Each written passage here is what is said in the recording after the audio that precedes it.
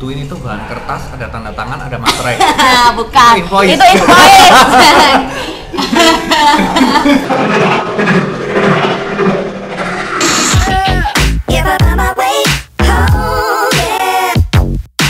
Jadi sekarang kita udah sama salah satu vendor yang bekerja sama dengan fotografer. Siapa sih yang nggak kenal Anka? Siapa sih yang nggak kenal Anka? Siapa sih yang nggak kenal Anka?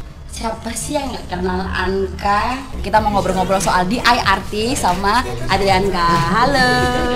Jadi kita nih mau tanya nih di sini, tren DI saat ini tuh kayak apa sih? Tren DI saat ini natural aja gitu. Jadi kayak misalnya ada 5 image kita compose, tapi ketika orang lihat hasil akhir ini dia nggak tahu bagian mana yang di-compose. Jadi emang harus satu kesatuan natural. Cara membangun karakter DI sendiri tuh kayak gimana tuh bangunnya? Sebenarnya sih kemarin ngebangun itu tanpa sadar. Apa yang aku suka dikerjain. Dulu memang suka kontras, keras, crispy, dilihat, dikunyah, kering.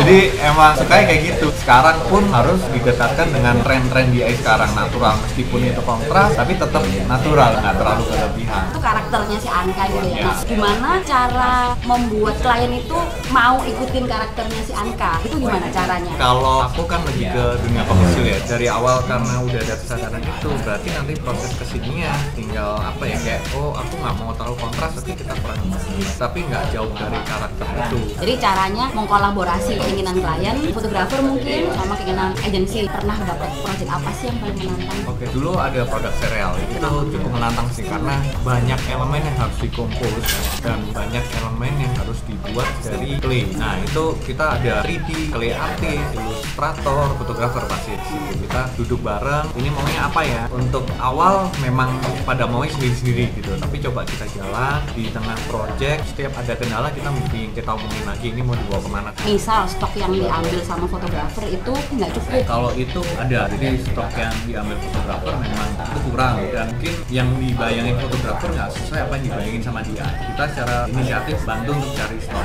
Jalan, oh ini ada angle yang pas untuk kita ya kita fotoin, kita masukin lagi situ. Jadi memang kita perlu kerjasama itulah dan ujung-ujungnya juga supaya maksimal. Semua kan juga lihat brief yang dikasih kan, pasti harus datang supervisi, makanya itu penting banget. Kayak sekarang ini Anka lagi supervisi foto dia, jadi kita datengin, nanya-nanya dia. Jadi sebenarnya bahannya seperti apa? Sebelum jalan photoshoot kita kan ada namanya PPM ya. Kita ngomong ini layout A membutuhkan stok misalnya gunung, itu harus dapat nanti di waktu photoshoot. Terus mungkin kita butuh objek lepasan. Nanti kalau misalnya klien mau pakai untuk kebutuhan media yang berbeda, kita bisa geser sejak awal. Sesuai nggak gitu sama yang kita bawa ke PPM kemarin. Nah, di supervisi itu DI ngapain? Supervisi memastikan selama PPM kemarin itu memang benar-benar udah disiapin atau belum, atau mungkin di lokasi ternyata ada perubahan rencana, itu kita siap untuk ngebantu lah gimana ini supaya proses DI itu lancar. Timeline kan makin lemas makin mepet, pembayaran makin panjang.